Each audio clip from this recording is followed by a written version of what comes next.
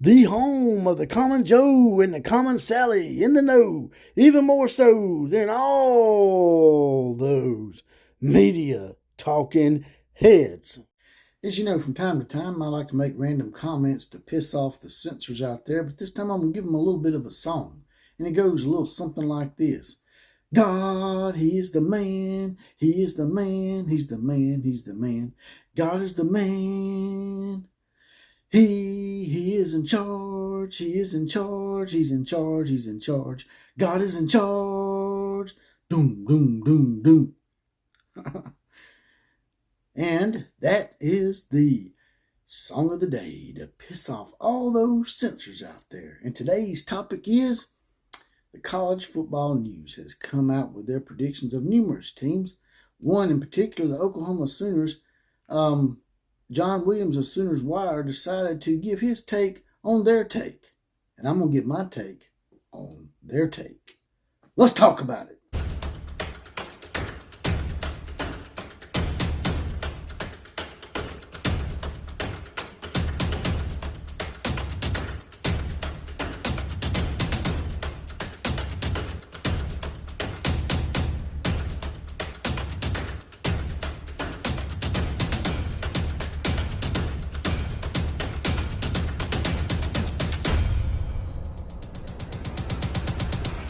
Well, it's another fine day in the sporty neighborhood once again with the Outlaw Posse riding on in. Once again, the Outlaw Posse is in effect. This is the Outlaw of College Football, also known as Jesse Paul Clark on Facebook, spelled J-S-S-E without the I, and on Twitter at OCF Productions. Now, getting right to it here, seems like college football news is come out with a little prediction on the Oklahoma Sooners schedule, and they probably got numerous teams that they have forecasted on, and I'll get to those teams as well as we progress through this summer. But I found this one interesting because John Williams of SoonerWires, I think he took a little bit of an issue with it. And so he run down each and every one of their predictions and then give his take on it. So I'm going to give my take on both their takes. And let's go ahead and skirt past all these first three games. I'm not going to completely skirt past it, but Arkansas State in particular, we all know what's going to happen there. Last two times they've played Arkansas, and they hadn't played them since 2000, was 61-0 and 45-7. So you can take a guess about how that's going to end up. SMU, although they're probably not quite there yet, their program seems to be on the upswing. They haven't had but like one.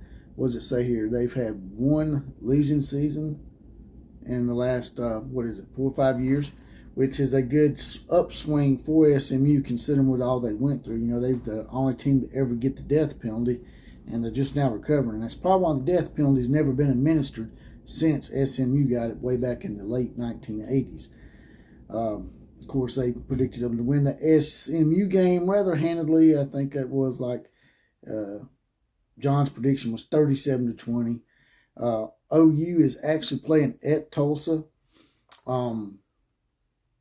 That's unique in itself. A lot of people don't understand that, why Oklahoma would play a road game against Tulsa, but they've done that off and on for quite some time. This is not an anomaly. It's something they do, I think, to help as far as recruiting and the people that, the alumni in the Tulsa area, because Tulsa is a pretty big city in Oklahoma, gives them a game to be able to travel to rather easily. And of course, Oklahoma is predicted to win this game as well, rather handedly, by College Football News and John Williams. Then the meat of the schedule starts with OU going to Cincinnati. In this game, College Football News predicts a win for OU. That'll put them at 4-0, according to College Football News. John Williams weighs in with a score of 31-21. This is Cincinnati's very first game in the Big 12 with that Willy Wonka golden ticket to the Power 5 league. So Nippert Stadium in Cincinnati probably rocking pretty hard and pretty stoked for this game. And I still don't understand why Oklahoma had to go on the road to play them, considering that Oklahoma's not going to get a return game since they're joining the SEC next year.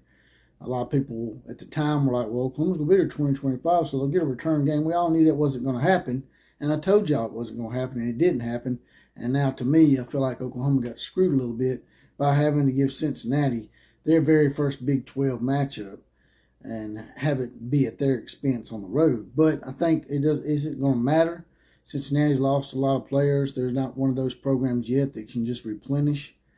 I think Oklahoma's going to go in there and spoil the party a little bit. It might be close for the first 3 quarters, 3.5 quarters, but I think Oklahoma's distanced themselves eventually.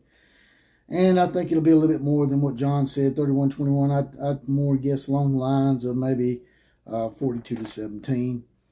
Iowa State plays at Oklahoma this year. As you know, Iowa State was one of the bright spots last year as far as Oklahoma's schedule goes. They did beat Iowa State. Iowa State had been a boogaboo for Oklahoma during the Lincoln Riley era, but Oklahoma reminded them last year, as it says in this article, of why they've won 79 out of 88 games against Iowa State since the inception of this series. And they'll continue to remind them of this year, considering that I think it's in Norman. Although, like with Lincoln Riley, it didn't matter. I mean, this could be a game where you might be able to catch Oklahoma sleeping a little bit, considering I think the next game will be against Texas. But I don't see it. John has them win rather handily, 30-13. College Football News also has them winning. I could probably go along with what John's saying on that game. 30-13 sounds like a pretty good score. Then, as you know, Oklahoma plays Texas in the Red River rivalry, as they always do this time of the year. Last year it was 49-0. This year, College Football News is predicting yet another loss to Texas. Texas will probably be the favorite, in my opinion, to win the Big 12 this year, much to the chagrin of all the people out there that hate Texas. John also agrees with College Football News on this and thinking that Oklahoma will lose this game, but it'll be much closer than last year's 49-0 shellacking. It'll be more like 31-28. And I could probably go along with that. According to how Texas's quarterback situation pans out, if Ewers is still what he is, and if Arch Manning comes on and lives up to the Manning name, yeah, we'll probably see Texas winning this 2 years in a row. Then they play UCF. Central Florida comes to Norman. Another one of those newbies. At least they got this one at home. Considering that it is Dylan Gable's former team, I'm surprised they didn't try to put the screws to Oklahoma and Dylan on this and make them go to Orlando. But it's Dylan Gable's former team. College Football News has them winning this game, as does John Williams. John Williams predicts them to win 27-23. I think it'll be a little more space in that game. I think Dylan Gable will be fired up for this game. I don't know if... And the defense at Oklahoma is going to be much improved. The guy, John Williams, in this article numerous times in here, he's got the defense giving up a lot of points. And I think the defense is going to be a little bit better this year. But 27-23, I think it's going to be a little bit more than that, a little more space. I'd see Oklahoma probably win that game 34-14. OU has to go to Kansas. Kansas was last year's big, pleasant surprise. They were the Cinderella team last year. They started off fast, then they sort of teetered off there towards the end. Almost had an epic comeback in the game that they played in the bowl game against Arkansas, but didn't pull it off. Is it a trap game? That's what John Williams is saying. It's possibly a trap game. Jalen Daniels, if he's the Jalen Daniels of last year, he could be an X factor in that game. I could see this possibly being a trap game. As you know, this is the game before Bedlam. Kansas might want a little revenge because maybe they feel like Oklahoma sort of stymied their momentum last year and started the teetering that happened as far as, taking a nosedive at the end of the season, even though Kansas did make a bowl game, and that's saying a lot. John has them winning 42-33. College Football News has them winning as well. Jalen Daniels is a great offensive player. I could see Kansas putting up a few points in this game and making it close. But I think Oklahoma will likely pull that game out. I would say it's going to be a little bit less scoring in that game. I'd say more along the lines of 31-20 Oklahoma. Oklahoma then plays at Bedlam against Oklahoma State. So this will be the last shot for Oklahoma State for quite some time probably. More than likely they'll be like the Texas A&M series. It'll probably go dormant for about 10 years, and then they'll get their shit together and maybe play each other again whether by force from the legislature of the state or by Oklahoma State eventually, maybe getting that SEC invite down the road. Who knows? But they got College Football News actually has Oklahoma losing this game. John Williams of SoonerWires actually disagrees with College Football News for the first time in this article. He says that Oklahoma's going to win this game 31-17, and it's because Oklahoma State's quarterback situation is not very good right now. But this will be a late game, late in the season. By then, Oklahoma State should have their quarterback situation ironed out, and if they don't, then they're going to be in a lot of trouble. They'll probably end up losing about 8-9 games. But I see Oklahoma pulling this game out once again and taking a little partying shot at old Mr. I'm a Man, I'm 53. Oh, Mike Gundy. I think Oklahoma will pull this game out. I'd probably say it's probably going to be like, 28-17 probably.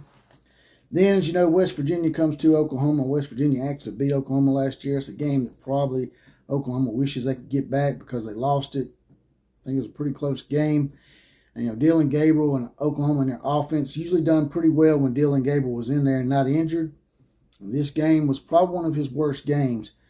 The game's in Norman, so once again, this might be a revenge situation for Dylan Gabriel, just as it will be with the Central Florida game.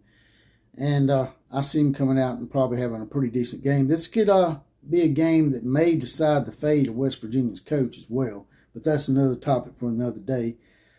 John sees him winning this game 33-20. College Football News has him winning as well. Me, I think it could be pretty close, but I'll go along with that. 33-20 sounds about right. Then Oklahoma also has to play another road game against one of these newbies. They have to go on the road to BYU, which is always tough for anybody because BYU, as you know, it's pretty high up in altitude out there, and it really affects people more than people want to give it credence to. They'll go out there and play in that. As a matter of fact, playing in that weather and the altitude may benefit BYU. And once again, like I said, man, them having to go on the road to BYU and Cincinnati and not getting return games, yeah, that's the Big 12 putting the screws to them. That's exactly why Oklahoma and Texas left. They got, College Football News has BYU actually winning this game. John disagrees once again. He thinks Oklahoma pulled out 30-24. You never know what you're going to get with BYU. If you get the BYU team from a couple of years ago where they beat 5 Pac-12 teams in 1 year, Oklahoma could have some issues here. I could see this being a game where, the situation with the where they got to travel and the expectations that BYU people will have of that game. I could see it being an atmosphere where Oklahoma may stumble a little bit. I could actually see Oklahoma losing this game. Then you have the end of the year TCU at Oklahoma. A lot of people are like, well, this could be a loss because TCU went to the national championship game last year. But all the momentum that TCU gathered from making it to the playoffs went by the wayside when they got housed by Georgia. It's one thing to get your ass whooped, like, 35-14 or 42-21 or something like that. And it's another thing to get put on a national stage, have your skirt pulled down, and get treated like a homecoming opponent. Hell, homecoming opponents would probably play you closer than what TCU did. So all that momentum that they supposedly gained from that appearance, I think it's probably been neutralized somewhat with the 65-7 ass whipping that they got. And this being at Norman, and this being somewhat of a revenge game as well for Dylan Gabriel, I think that's that game he got injured in. There was a lot of cheap shots in that game. I think Oklahoma will prevail and pull this game out as well. John has them pulling it out in a squeaker 31-28. College Football News has them winning as well. So the final verdict from College Football News was Oklahoma might go 9-3, at best 10-2. John, SoonerWires guy, probably a little bit, his heart playing a little bit. He's got Oklahoma going 11-1. Me, I'm somewhere in between those two. I think that Oklahoma will stumble a couple of times along the way during the season because you never can account for injuries and whatnot. And so I could see them going 9-3, like CFN said. But I think in the end, it's probably going to be more like 10-2. Now, With that being said, John's prediction, although it might be a homer prediction, I can see it happening as well. And it would not surprise me if Oklahoma pulled somewhat of a version of what TCU did last year. TCU, I think, was like 4-7 or 4-8 or something like that, 5-7 2 years ago, and then they come in and they pulled what they pulled and went on to the playoffs. I could see Oklahoma doing the same thing that TCU done. So, not trying to get y'all's hopes up, but do not be surprised if Oklahoma's in the conversation in November to make the playoffs in the final 4-team format. After this coming year, we're going to go to 12 teams. So it'll make it a lot easier for teams like Oklahoma and Alabama to take a couple of losses and still get in. But that's all I got to say about that. Like, share, comment, and subscribe. Need those big 4 people to keep this channel going, keep the momentum going, keep the algorithm kicked. And, as always, KMCA to all the other teams. If you don't mind, there's a little heart down here. Hit that, throw a few dollars in the coffers. Class is now officially dismissed.